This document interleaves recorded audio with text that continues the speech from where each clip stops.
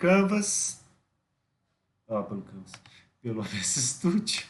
Então tá aí, ó, tudo sendo gravadozinho, certo? Tirar aqui para a gente poder começar, certo? Bom, a nossa prática agora seria a prática da capacitância global, onde basicamente a gente vai explorar, né, a transferência de calor que a gente vai ter os corpos, né, em função de ocorrer uma variação temporal, né, no perfil de temperaturas. A gente vai medindo esses perfis, né, para poder obter, né, as propriedades ou os processos de transferência de calor a partir deles, tá? Então, o que seria para a gente? Basicamente, a gente fala sobre a transferência de calor em regime permanente, como que a gente fez lá na prática de determinação da condutividade térmica do cobre. Uma das coisas que a gente precisou fazer foi esperar, né, ou aguardar que as temperaturas, né, ao longo do cilindro, né, elas ficassem iguais ao longo do tempo. Então a gente colocava o vapor para poder escoar de um lado, colocava a água do outro, esperava, né, que todo o cilindro entrasse em regime permanente. A gente tinha lá um isolante na lateral dele que auxiliava, né, em reduzir as perdas térmicas, certo? E o que acontecia é que após aguardar algum tempo ele entrava em regime permanente. E aí a gente não tinha nenhum tipo de variação no perfil de temperaturas. Só que esse tipo de coisa, né, ele poucas vezes que a gente vai acabar trabalhando com um processo que fatalmente vai estar em regime permanente, certo? A maioria dos processos para a gente acabam sendo processos transientes, onde, em função da variação, né, de uma condição de contorno, por exemplo, a gente pode ter toda uma readequação do perfil de temperaturas, e o perfil de temperaturas se reformulando, as próprias propriedades do fluido às vezes vão estar variando também. Isso porque, né, as propriedades, principalmente condutividade, etc., ela vai estar variando, né, com a temperatura, certo? E variando a temperatura, né, a gente tem, por exemplo, o ar ao redor de um determinado experimento variando de propriedade, né? A viscosidade dele varia muito com a temperatura. Então a gente pode ter esse tipo de coisa, uma variação, né, impactando nas outras. E aí vira uma reação em cadeia que vai ocorrendo, né, até entrar em um novo regime, né, se entrar.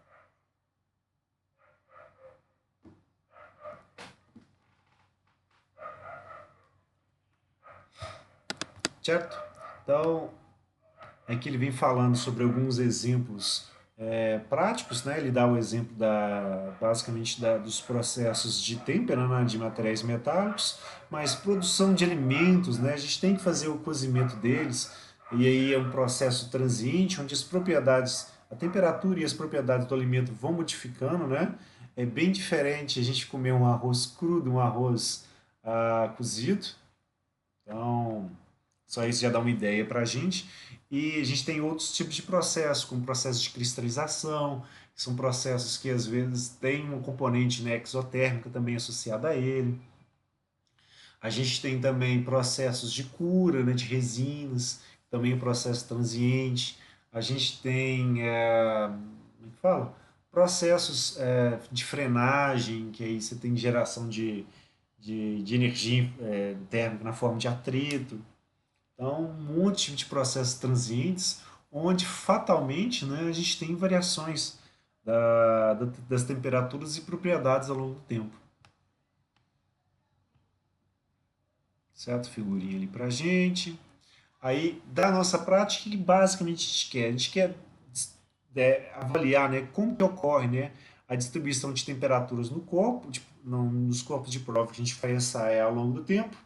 E com base nessa distribuição de temperaturas, a gente vai achar também, né, o coeficiente de transferência de calor por convecção, a gente vai achar também o número de Biot, certo? E com isso a gente consegue avaliar, né, se o meta-processo global ele pode ser utilizado para o processo, e podendo ser utilizado a gente consegue encontrar quanto de calor foi transferido, certo? Então é possível, né, fazer isso de várias formas, de várias maneiras. Então basicamente a gente vai ensaiar, né, corpos de prova, coletar as temperaturas para poder avaliar o coeficiente convectivo, Biot e o calor transferido ao longo do processo, certo? Então, uma explicação rápida, né, dessa parte de condução transiente para o que a gente vai abordar é basicamente a mesma coisa que a gente fez em sala de aula, tá? A gente vai pegar, né, um corpo de prova, vai estar uma determinada temperatura TI, que seria a temperatura inicial dele, e ele vai ser inserido em um meio que vai estar uma temperatura diferente, certo? No caso aqui do que está sendo descrito aqui no modelo, é para ser uma temperatura, né, mais baixa a temperatura do meio vai ser mais baixa que do corpo de prova. No nosso caso, vai ser justamente o oposto. O meio em si, ele vai estar uma temperatura mais alta do que a própria temperatura do corpo. Então, os tetas que vão ser formados para a gente vão ser todos negativos. Mas a ideia é que quando a gente inserir ele aqui, vai começar a ocorrer um processo de transferência de calor, certo? No nosso modelo aqui seria do corpo, né, para o meio. No experimento vai ser do meio para o corpo, muda só o delta de temperaturas. Tá? E o que vai acontecer?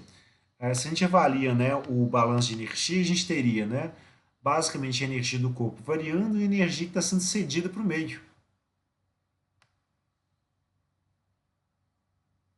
certo? Ou seja, a energia que sai vai ser basicamente igual à energia que está acumulada ou como que a energia varia dentro do volume de controle. Então, o que a gente teria seria uma taxa de transferência de calor por convecção que depende, né, da temperatura da superfície menos T infinito e da taxa de energia variando do corpo, que depende, né, de como que a temperatura do corpo como um todo varia com o tempo, certo? E como essa aqui é uma temperatura, né, que avalia como que o campo de temperaturas do corpo inteiro varia, e essa temperatura aqui é só a temperatura de superfície, a gente tem duas funções distintas, tá? Para o método da capacitância global, o que ele faz basicamente é ignorar que existe uma distinção entre essa temperatura da superfície e essa temperatura aqui para o corpo, e ele, para que ele funcione, é necessário que dentro do corpo, durante o processo de transferência de calor, né, não existam grandes gradientes de temperatura. Porque se eles existirem, ou seja, se o efeito da condução no interior do corpo for muito importante, a gente vai ter um erro muito grande em relação ao processo real do que a gente está modelando, certo? Então, existem critérios, né, em relação ao número de bio que a gente vai ter que avaliar, certo? Mas assumindo que é possível trabalhar nesse formato, para a gente chegar numa equação diferencial que a gente consegue resolver de maneira mais simples, a gente vai pegar, né, fazer uma troca de variáveis, pegar esse t menos t infinito e transformar ele num θ, certo? Dentro da derivada, né, a gente vai pegar o t, subtrair t infinito e somar t infinito para poder formar o θ, né? Mais o t infinito, que aí a derivada do θ vai formar um dθ dt para a gente, e a derivada da temperatura do t infinito, né, vai gerar um zero. Então, posso simplesmente fazer a troca aqui que vai dar certo. Certo que uma vez que eu chegar numa expressão desse tipo aqui, ó, fica fácil de eu simplesmente, né, fazer, como é que fala? Eu pegar o termo do θ, passar a dividir no termo do tempo, né, passar para o outro lado, e na hora que a gente integrar, a gente vai acabar obtendo, né, como é que fala? Um termo aqui, ó, de logaritmo dentro dessa primeira integral para a gente, né, que seria um logaritmo de θ sobre θi, enquanto aqui no termo do tempo a gente teria basicamente, né, o tempo, né, já que o limite inferior para ele vai ser zero. Então, basicamente para a gente, né, passando as constantes para o outro lado, a gente ficaria com uma expressão onde teria o logaritmo do tempo, né, e essas constantes aqui, ó, com o sinal negativo, né, multiplicando o tempo do tempo. Esse termo que a gente está vendo aqui, ele basicamente, com essas constantes, são basicamente, né, o inverso da constante de tempo térmica. Ou seja, constante de tempo térmica é a densidade, volume, calor específico e sua constante, coeficiente convectivo e a área de superfície, eles estão basicamente relacionados, né, estão basicamente correlacionando, né, quanto de energia o corpo armazena em relação à taxa de transferência de calor. Então, que ele fala para a gente em texto é que se tiver uma constante de tempo térmica, né, muito elevada, é porque o termo do numerador ele está muito importante para a gente. Daí o corpo ele demora a perder calor. Agora, se eu tiver um processo onde a taxa de transferência de calor vai estar elevada, então a constante de tempo térmico fica pequena. Daí o corpo vai ceder calor muito rápido. Então, as temperaturas deles vão variar bastante em relação ao tempo, certo? E qual que é a ideia? Já que a gente consegue escrever, né, essa temperatura em θ, né, em função do θi e desse exponencial de menos o t sobre o t infinito, sobre a constante de tempo térmica, a gente consegue, conhecendo a distribuição de temperaturas ao longo do tempo, né, encontrar, né, o que seria para a gente, né, o calor transferido. Que conhecendo θ, em função de medir, né, como que a temperatura varia no tempo, etc., ou como que a temperatura excesso varia no tempo, a gente conseguiria, né, encontrar qual que seria, né, o calor transferido, certo? Que aí, substituindo aí por expressão de set, a gente chegaria nessa expressãozinha aqui, ó, para achar o calor em si. A gente fez em sala de aula, eu estou andando um pouquinho mais rápido, certo? Só porque já é um modelo que eu assumo que vocês já conhecem, etc. Não vai ter grande dificuldade com ele. A não ser que tenham, aí eu vou mais devagar. Alguma dúvida aqui? Querem que eu explique de novo algum detalhezinho dessa parte transiente, da modelagem? Ok, né? Porque a gente viu com muito mais detalhe em sala de aula. Aqui só uma revisãozinha para o laboratório, porque normalmente a gente chega nesse experimento, o semestre já está praticamente acabando, a gente já viu a parte teórica mesmo.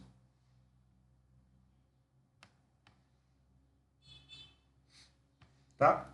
Bom, para esse método da capacitação global poder funcionar, o que acontece é que o número de Biot ele tem que ser um número pequeno, para que no interior, né, do corpo, né, a distribuição de temperaturas aquilo seja muito pequenininha. Né, entre uma temperatura um ponto distante do corpo e a temperatura de superfície, para a temperatura ser baixa, né, a taxa de transferência de calor por convecção ela tem que ser, como é que fala? A resistência térmica de convecção ela tem que ser muito pequena em relação de condução, certo? Porque se ocorre, né, uma maior resistência de convecção, o maior delta de temperatura está para a convecção e não para a condução. O maior foi esse delta aqui dentro da condução, o maior vai ser o erro em relação, né, a esse método da capacitância térmica global. Então, para a gente poder analisar, a gente basicamente, né, sabendo que as taxas de transferência de calor por condução e por convecção vão ser iguais, a gente basicamente, né, relaciona ou divide a taxa de condução pela taxa de convecção em função dessas resistências térmicas que a gente teria. Então, a resistência térmica de condução em parede plana seria isto, e a condução térmica em parede cilíndrica, perdão, por convecção, né, na superfície, ela seria isso daqui para a gente. 1 sobre o coeficiente convectivo e a área. Simplificando a área entre um e outro, já que seria a mesma área da superfície, a gente teria um número de Biot que basicamente ficaria coeficiente convectivo, a espessura da parede, né, sobre a condutividade térmica.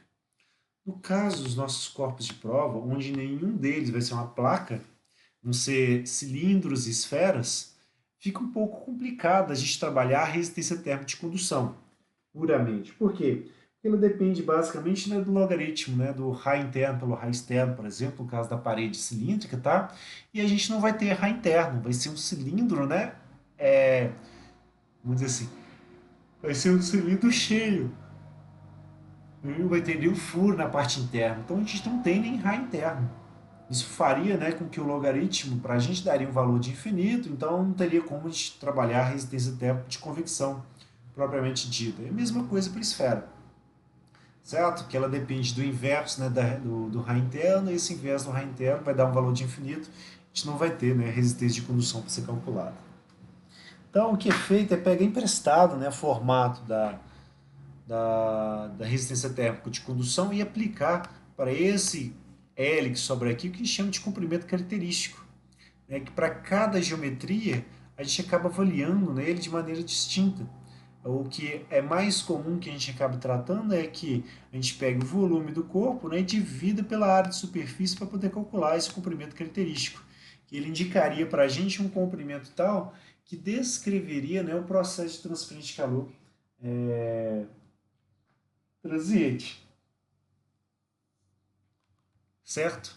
E tem que funcionar da seguinte forma, né? Para a gente poder utilizar o método, né, esse comprimento característico vezes o coeficiente convectivo sobre a condutividade, o que descreveria, né, a resistência térmica de convecção de condução pela de convecção, tá, que para fornecer o nosso bio, ele tem que ser um valor menor que 0,1.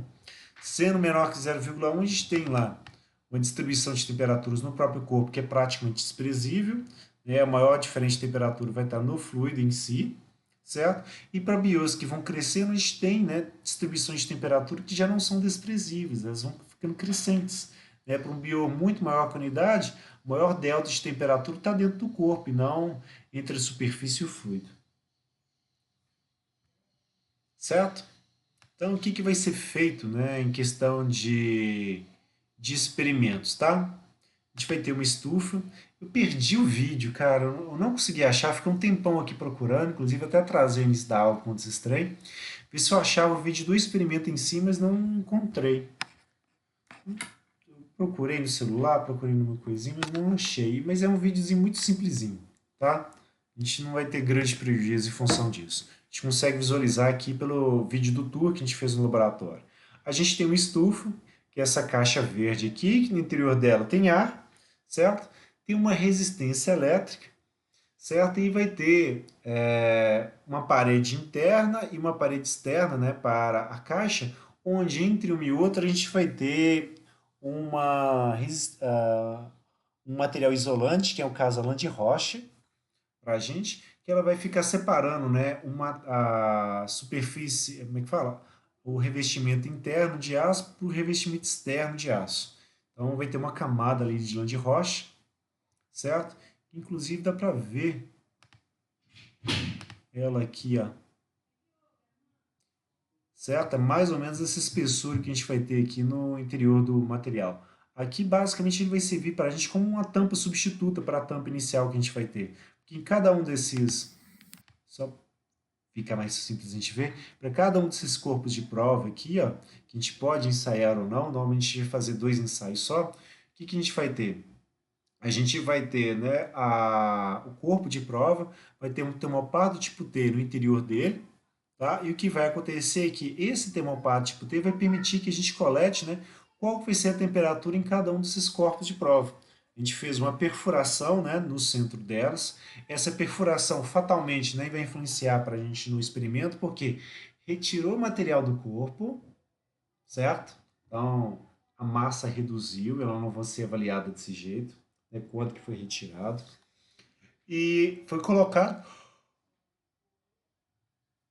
no interior desse furo, né, um termopado tipo T, que vai ter uma inércia térmica muito diferente do material da própria esfera, para a gente poder fazer a coleta. Né? Então, aquele efeito, né, para a gente poder medir, a gente não interferindo no mensurando. Então, fatalmente, a gente vai ter um erro em função desse tipo de coisa. Tá? Então, a gente tem esferas de cobre, esferas de alumínio, cilindros de alumínio, cobre, tem um de latão aqui também. Opa, é esse daqui, ó. E para cada um deles a gente tem, né, como é que fala? Para as tampas, né, a gente tem esse revestimento aqui para recompor o revestimento que vai ser perdido quando a gente tirar a tampa lá da estufa, certo? Dentro da própria estufa, vou trazer um pouquinho mais para trás para poder focar melhor. Dentro da própria estufa, além do revestimento e da resistência elétrica, que vai ficar o tempo inteiro ligada para poder fornecer energia para a estufa, porque fatalmente ela vai estar perdendo alguma, né, pela superfície superior dela para o meio ambiente. Então, o que é feito é normalmente liga a estufa liga a resistência dela à rede elétrica, fornecendo um valorzinho de tensão e corrente para ela, e esse valor vai estar que vai estar sendo perdido para o ar no interior da estufa, vai acabar sendo transferido para fora a uma taxa pequena em função basicamente da resistência que a gente vai ter térmica de condução aqui no material do isolante, então vai ajudar a segurar, né, restringir a taxa perdida para que ao longo de um dia, por exemplo, de um dia para o outro, né, esse elemento aqui, essa estufa, ele entra em regime permanente para a gente. Então, quando a gente pegar um objeto, um corpo de prova para a gente, o que se espera que aconteça é mais ou menos isso aqui. Ó. Deixa eu tentar melhorar aqui para a gente esse desenho aqui, que eu acho que tem caminho, tá? A temperatura, né, para a estufa, né, ao longo do tempo. Vou fazer um gráficozinho aqui, pá. Temperatura na estufa. E aqui o tempo para ela. Então, o que aconteceu, né? Antes, né, muito antes do experimento, ela estaria aqui uma temperatura ambiente, a gente ligou ele, né? A temperatura dele foi aumentando gradualmente até que chegava, né, numa condição de regime permanente, certo? Com alguma flutuaçãozinha, por quê? A própria temperatura ambiente varia, então acaba fazendo com que a temperatura interna acabe variando também, tá? Ao longo do nosso experimento, a gente vai ter que tirar a tampa da, da estufa, né, e colocar o nosso corpo de prova, que vai estar a uma temperatura mais baixa. Então, o que vai acontecer, né, durante o nosso experimento é uma coisa assim: vai ter uma queda na temperatura da esfera durante o processo, que está relacionada à retirada da tampa e massa de ar ser perdida, você recolocar o corpo de prova e a nova tampa associada a ele, e ocorrer esse tipo de coisa. A temperatura primeiro desce, depois ir subindo para poder voltar, né, para a temperatura original dela. Então, o que a gente vai fazer? Basicamente, né, nesse intervalo aqui, onde ocorreria, né, o nosso experimento, a gente vai pegar basicamente nessa região aqui e avaliar, né, qual que seria a temperatura da esfera na condição inicial. Deixa eu trocar as letras aqui. A temperatura da estufa, né? No início do experimento, qual que seria a temperatura da estufa, né? Inicial, na hora que a gente terminar o experimento, provavelmente já deve estar mais ou menos aqui, ó. Qual que seria a temperatura final para a nossa estufa? Certo? Por que a temperatura desce para depois subir? Por conta da resistência elétrica, tá? Estou assumindo que ela está descendo antes dela começar a retornar e o nosso experimento está basicamente nesse intervalo. Então a gente vai acabar tratando, como tem definido para a gente, basicamente esse delta de temperatura que a gente vai ter aqui, ó. Para ser a nossa temperatura do meio. A gente vai tratar ele como essa média.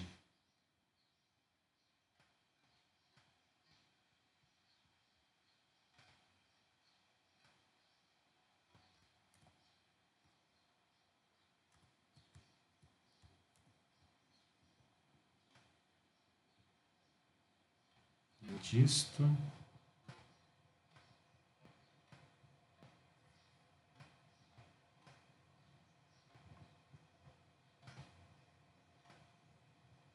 Certo, justamente para tentar evitar, né, esses erros relacionados a esses processos de transferência de calor. Deixa eu reduzir aqui, né, só para poder caber.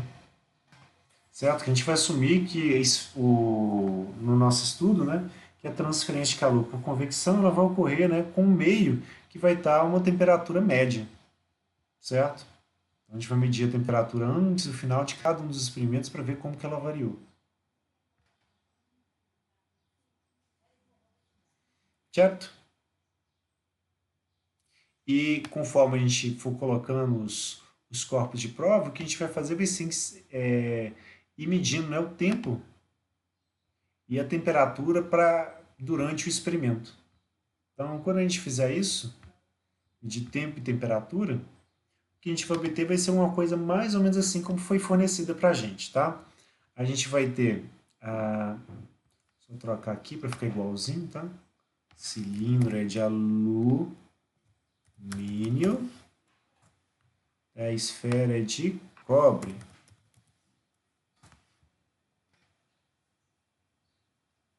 Certo? Que qual que é a ideia? A gente vai coletar, né, essa temperatura da estufa, né, em função basicamente de um termopardo tipo T que a gente tem no interior dela. A gente vai coletar qual que vai ser essas diferenças de tensões que vão aparecer para a gente, certo? E o que a gente vai fazer vai ser pegar esses valores que foram coletados com o termostato tipo T e converter eles para alguma coisa em temperatura para depois corrigir. Então, o primeiro passo para a gente é basicamente avaliar a temperatura ambiente, certo? No início e no final do nosso experimento, para a gente ter uma temperatura média. Então, ela foi avaliada para a gente basicamente com um PTC em curto, certo? Supondo que essas temperaturas aqui, ó, precisaria, né, pegar o valor em ohms, né, passar para graus Celsius, depois aplicar a temperatura de correção. Então, vamos dizer que eu pegasse esse valor aqui, ó,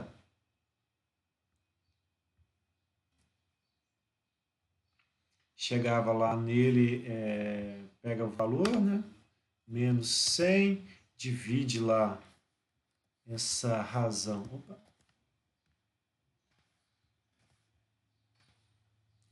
pelo 0,390 e outras e o restante da constante, tá? Daria em torno de 26 graus para esse aqui, a outra de baixo vai dar a mesma coisa, porque a temperatura ambiente não variou quando a gente fez as duas medições.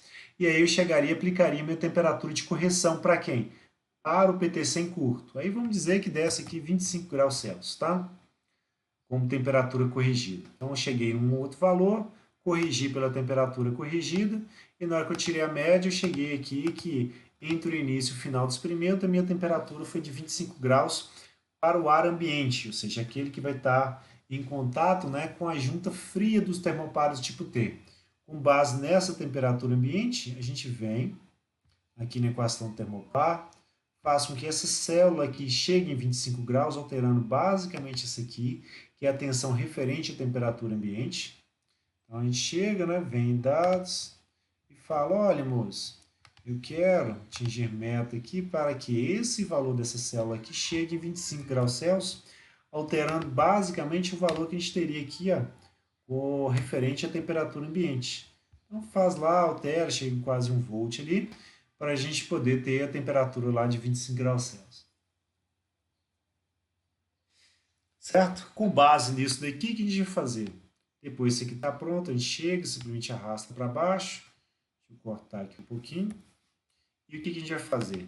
Nós vamos, para avaliar a temperatura na estufa,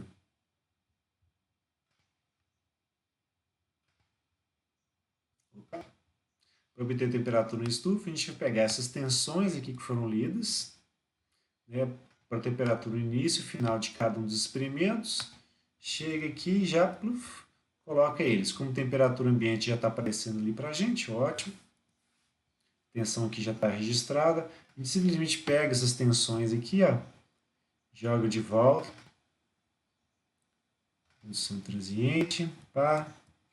Ups, perdão, tem que ser copiar só os valores para a gente, que seriam as temperaturas. Essa temperatura aqui a gente tem que corrigir ainda pela equação do termopato tipo T. Então, vamos dizer que a gente faz, corrige, chega lá em um valor que vai dar 100 graus aqui, ó, para o cilindro, né? De alumínio e alguma coisa daria entre a temperatura maior e um outro menor para a esfera de cobre aqui. A gente escolhe. Vamos fazer só para o alumínio, tá? Pega a média entre os dois, que no caso aqui daria 100 mais 100 dividido por 2 vai dar 100 também. E aí o que acontece? Essa temperatura média, ela vai ser o nosso T infinito, certo? Ele vai ser a temperatura no meio com o qual, né, o corpo de prova vai estar trocando calor. E ao trocar calor, a gente vai anotar a temperatura que ele tem no início e as temperaturas que ele vai ter ao longo, né, do processo de aquecimento. No caso que a gente ficou 3 minutos ensaiando, certo? E foi pegando nos valores de tensão que a gente lia, né, de 20 em 20 segundos. Tá? Para a gente ter uma quantidade de pontos boa. E aí o que vai acontecer? Essas tensões aqui, elas também foram obtidas para a mesma temperatura ambiente. Então a gente chega, pega esses valores aqui, ó, vem aqui na equação da calibração, substituir aqui com valores, pá.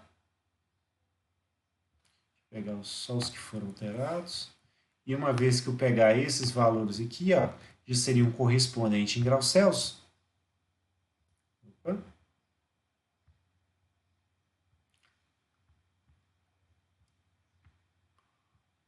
A gente substitui aqui, colar especial, e depois vai lá e corrige, né? Vamos supor que seja uma correção que vai basicamente somar 3 graus aqui. A gente chegaria, né, a uma temperatura corrigida para o corpo, né, que a gente está ensaiando. E aí, com base nessa temperatura corrigida, o que nós vamos fazer? Nós vamos pegar a temperatura do corpo para aquele instante de tempo e subtrair de T infinito. Opa! Pega a temperatura do corpo, né, e subtrai ela, né, do T infinito. No caso, como a temperatura do meio não vai mudar ao longo do experimento, a gente vai fixá-la aqui para a gente poder arrastar e sempre ter, né, a temperatura naquele instante de tempo menos T infinito para a gente ter a expressão do que seria θ para a gente, certo? Depois a gente vai calcular aqui no que seria o logaritmo de θ asterisco, ou basicamente, né, θi sobre θ. O logaritmo de θ, né, por θi.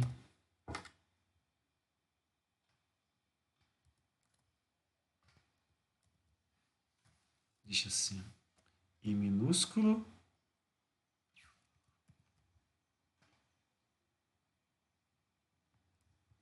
Θi, vou reduzir o tamanho dele.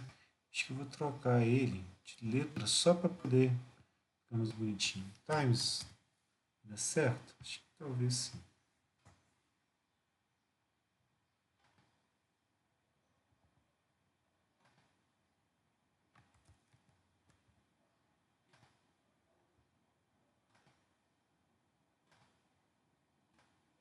Eu queria um izinho. Ah, tá. Agora,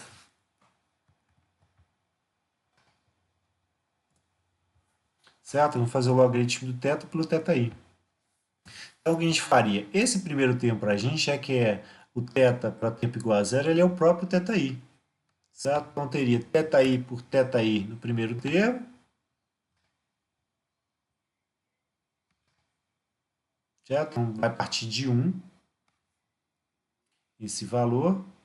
E os demais, eu vou basicamente, né, fixar o denominador, que seria o θi para a gente. E opa, tomar o logaritmo, né? Logaritmo de θ por θi para esse termo e para esse termo de cá. Quando a gente fizer isso, a gente vai obter basicamente, né, uma relação praticamente direta com o próprio termo do tempo. Então, se eu criar um gráfico, por exemplo, de logaritmo de θ por θi,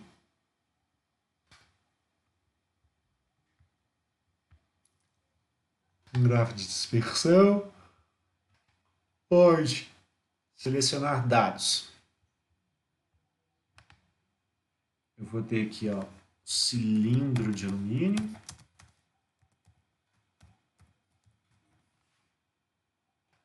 Os valores de x para a série, que seria o termo do tempo.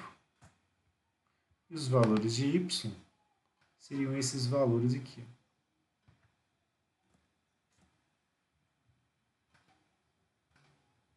Certo?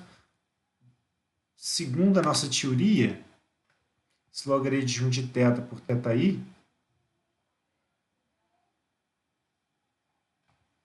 ele deveria ser igual, basicamente, né, menos uma constante vezes o termo do tempo. Então, deveria ser um gráfico linear. E é o que mais ou menos está aparecendo aqui para a gente. Mesmo tendo chutado um monte de valor esquisito aqui, ó, ainda deu alguma coisa linear. Então, se a gente tira, né, uma linha de tendência, né, linear, perde a equação, e o R quadrado aqui, só para a gente ter uma ideia da correlação da reta com os dados, a gente teria uma coisa assim, ó. Notem que esse número que está aparecendo aqui para a gente, ele é muito pequenininho. Ele está aqui, ó, 8 vezes 10 menos 4 só. Para a gente poder melhorar ele, a gente pode vir aqui, ó, clica nessa barrinha aqui, que é opções de título, né? E na hora que a gente vem aqui em número, por exemplo, a gente pode colocar quantas casas decimais a gente quer. Por exemplo, que 6. E aí ele aumenta o número de casas que a gente vai ter mais precisão desse jeito. Certo? Então, tá aí aqui a nossa expressão. Esse termo para a gente aqui está multiplicando x. Ele seria equivalente, na teoria, a esse termo todo aqui, ou basicamente não o inverso dele para a gente, né? O menos o inverso dele para a gente, daria a constante tempo térmica. O menos o inverso disso aqui seria, né? Cilindro de alumínio.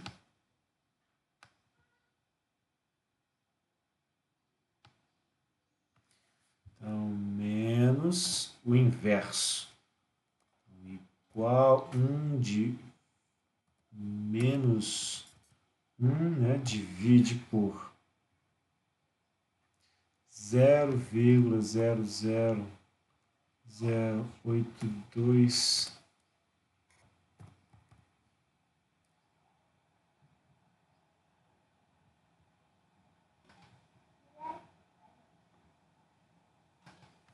Foi a nossa constante.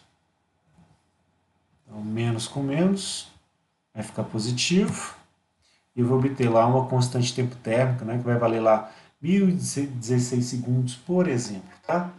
Com base nessa constante térmica e por ela estar envolvida com H, perímetro sobre condutividade, H, coeficiente convectivo, área de superfície, ρ, volume e Cp, boa parte dos termos não vão mudar, porque o corpo em si, ele, mesmo que ele aqueça, ele não vai ter uma variação grande de volume. Então, eu vou considerar que esse volume vai praticamente se manter constante para a gente. No caso da área de superfície, idem. A condutividade térmica do material, nós vamos supor uma condutividade térmica constante para ele, então, da expressão da constante de tempo térmica, a gente pode isolar esse termo do H aqui, ó, e passa para o numerador, e a constante de tempo térmico passa para baixo, para a gente poder achar, né, qual seria o coeficiente de transferência de calor por convecção.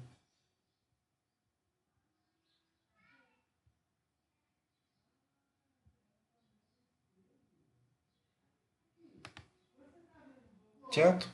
E com base no H calculado em função da constante de tempo térmica, a gente consegue, né, encontrar qual que vai ser o BO para a gente. E dentro do BO a gente precisa do H,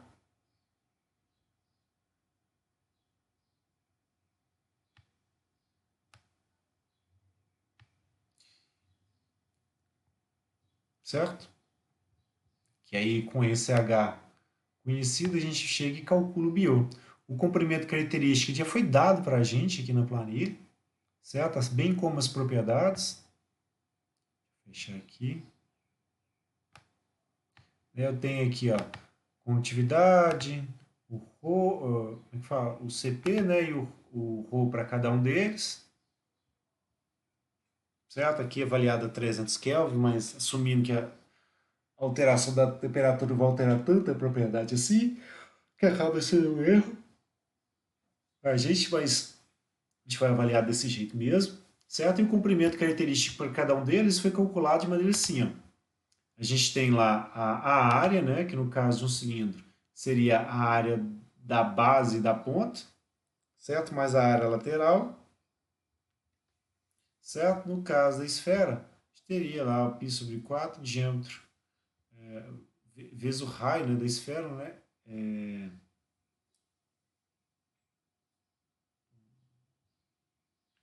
Volume, né?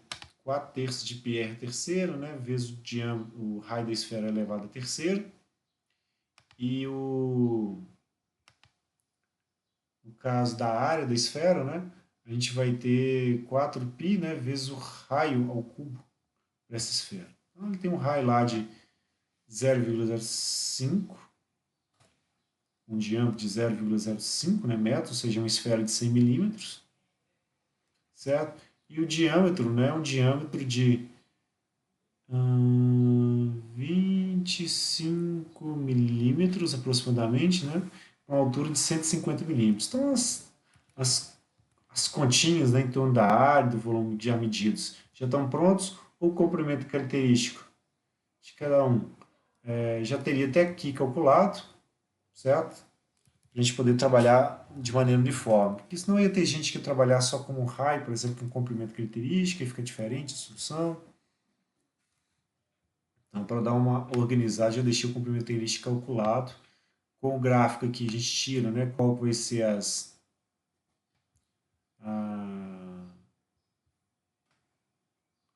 tira qual que vai ser a constante tempo térmico, da constante tempo térmico a gente fala e acha, né, qual que é o coeficiente convectivo.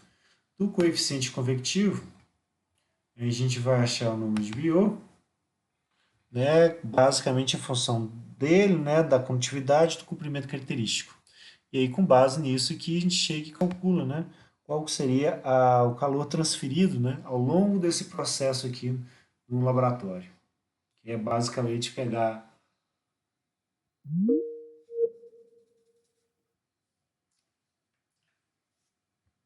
a expressão já pronta para a gente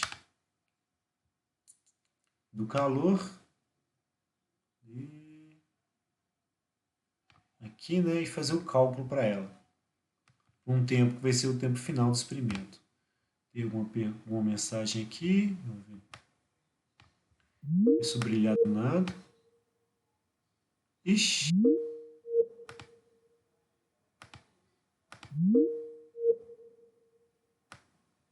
Caiu um pouquinho.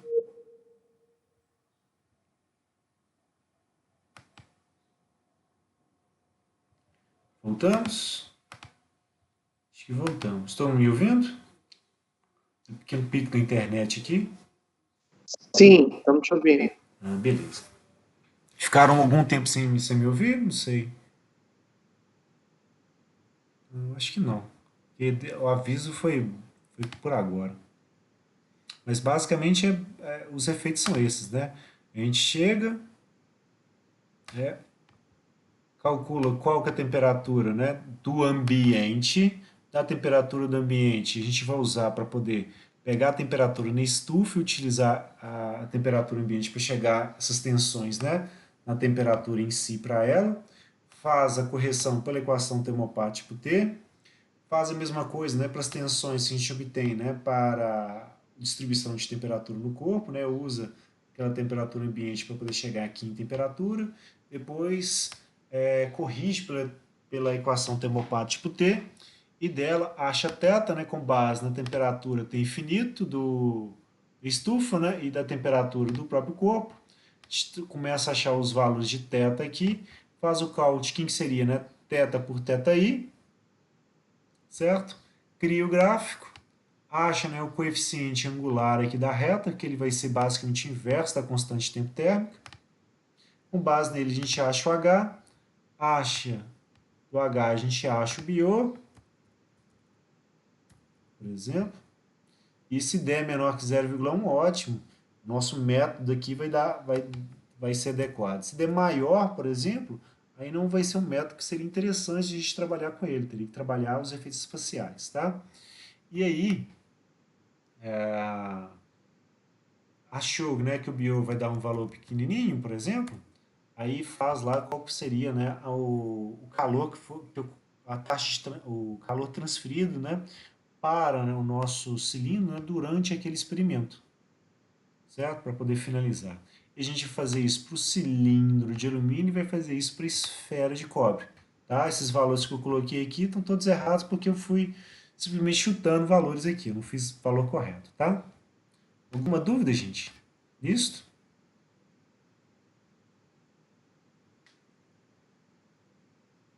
Eu acho que nem chegou a cair de verdade. Ele deu um picozinho e ele reconectou direto.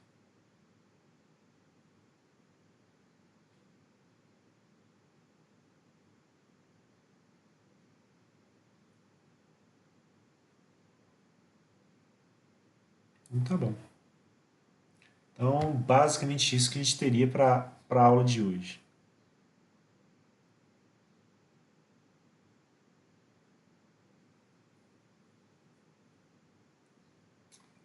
Para as gravações aqui.